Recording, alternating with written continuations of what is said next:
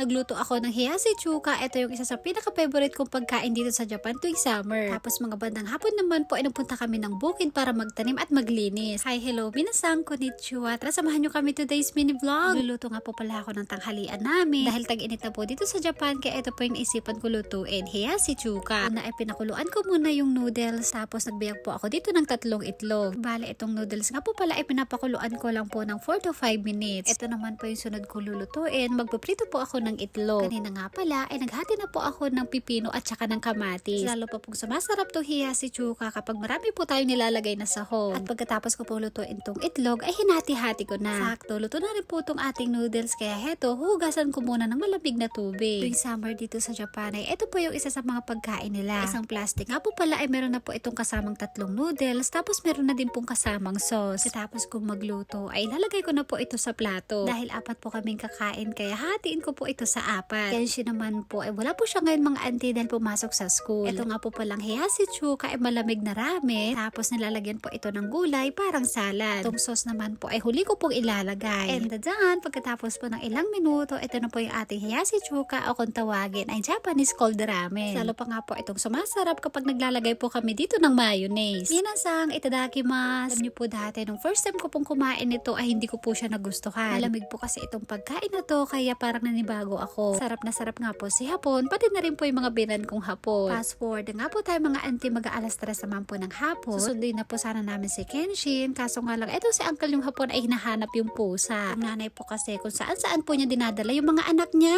Kaya hinanap po at kinuha ng asawa ko para ilipat. Kung sila nagtago sa motor po ni uncle yung hapon. Ito nga po, pagkatapos nga po pala namin sunduin si Kenshin sa school, ay pupunta po kami ng bukid para maglinis at magtanim. Biyahe namin papunta po dun sa bukid ay naabot lang po kami ng nasa 10 minutes. Kapag meron pong sasakyan ay malapit lang po, pero kapag lalakarin ay napakalayo. Kaya hindi po ako nakakapunta dito mga auntie kasi nga po napakalayo. Saka lang din po kami nakakabisita dito sa bukid kapag day off po ng asawa ko. Ito nga po palang bukid ng biyanan kong hapon ay medyo may kaluwangan. Siguro kapag malapit lang ito dun sa bahay namin, check na marami tayo dito mga gulay na itatanim. Hindi rin po kami masyado nagtatanim ng mga gulay dito kasi nga po kinakain po ng mga hayop. Ito po yung itatanim nating patatas mga auntie. May mga ugat na sila oh. Tapos magtatanim ulit tayo dito ng kamote. Habang nag-aararo po yung asawa ko, ako naman po ay magtatanim ng patatas, kamote at saka ng gabi. Late na nga po ako nakapagtanim dito ng patatas kasi nga po mga auntie, kapag day off po ng asawa ko saka lang kami nakakapunta dito. Pagkatapos ko pong magbungkal ng lupa ay nagdilig nga pala muna ako. Tapos sunod ko naman pong itatanim itong mga patatas. Ito nga po pala mga tinatanim namin ay binibenta. Hindi ko po alam kung makakapag-harvest tayo ng patatas, basta i-update ko na lang kayo mga auntie. Isang taon po kasi ay nagtanim din po kami ng patatas dito sa bukid. Kaso nga lang wala po kaming na-harvest dahil kinain po lahat ng mga hayop. Hindi ko po alam kung anong klaseng hayop, pero sabi ni Otosan ay mga unggoy daw. Dahil sa bundok po tong bukid kaya marami po ditong mga hayop. Pwede na lang talaga tayo mga auntie kung hindi nila ito kakainin. Basta i-update ko na lang po kayo ulit dito sa mga tanim nating mga patatas. Para mabilis po kaming matapos ay nagtanim na po ako, samantalang si uncle yung hapon naman po ay nag-aararo. Dapat sana tutulungan ako dito ng asawa ko, kaso nga lang meron pa siyang ginagawa. Pagkatapos kong magtanim ay diniligan ko muna, saka ko po tinabunan ng lupa. Hi mga auntie, nagtatanim nga po pala ako dito ng kamote. At pagkatapos ko po magtanim ng patatas ay nagtanim naman po ako dito ng kamote. 5 piraso lang naman po itong tinanim ko dahil nung nakaraan ay nakapagtanim na po tayo. Tapos na nga pala ako magtanim dito ng kamote. Dito naman po nakapagtanim na rin ako ng mga patatas. Yan, hanggang doon. 2 hilera lang.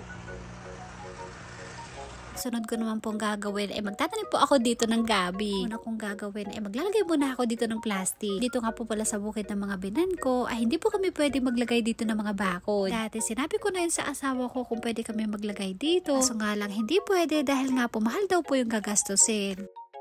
Tapos na po ako maglagay ng plastic. Magtatanim na po ako dito ng gabi. 3 piraso lang to mga auntie. Habang busy po ako dito magtanim, yung 2 hapon ko naman po ay busy din. Daddy po ay nag-aararo, samantalang si Kenshi naman po ay busy maghanap ng insekto. Ay sa wakas, pagkatapos po ng siyam-siyam ay tapos na rin ako magtanim mga auntie. Grabe, sumakit ay likod ko. Habang nagmimerienda nga po pala kami ni Kenshin ay nagkukwentuhan po kami ng pinan kong hapon. Si hapon naman po ay nauuhaw kaya binigyan po natin siya ng juice. Si father-in-law naman ay pinapanood niya kaming mag-asawa. Siguro kung malapit lang tong bukid baka araw-araw akong nandito. Alam niyo po mga auntie, sobrang sarap at masaya po yung ganitong buhay, yung simple lang. Kiramdam ko nga po ay parang nasa Pilipinas lang ako. Sa wakas ay natapos din po kami. I-update ko na po kayo dito sa mga tanim namin kapag pupunta po ulit kami dito sa bukid. Kailangan po maraming salamat sa panonood. Thank you for watching. Sayonara and bye bye. 何見てんだ